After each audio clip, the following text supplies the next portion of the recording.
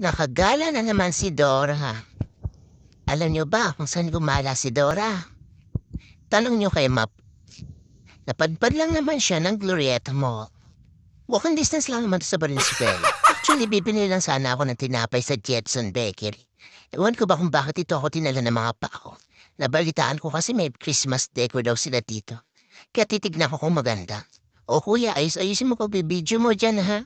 Bago mo naman ako isama sa video mo. Kasing ganda ko naman yung Christmas tree. Char! May nakita nga rin pala akong malaking TV dito. Pinapalipat ko nga na A to Z para mapanood ko na yung Batang Quiapo. Pero sabi mamaya pa daw yun, kaya monster lang ako. Opak! Ang ganda, diba? Ang ganda ko. Bawal kumontra. Inaayos ko nga yung mascot yan. Kasi makilala ko ng dalawang date na nasa likuran ko. Yun o. Sila rin kasi yung nakita ko sa food court. Baka sabihin nila, sinusundan ko sila.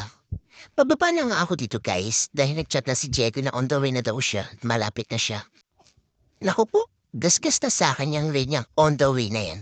Malamang nasa bahay pa lang yan at Paris pa lang. Ganon din kasi ako eh. Ganyan din ba kayo? On the way kunwari kahit hindi pa naman talaga. May nakita nga rin pala akong mga malalaking bituin dito.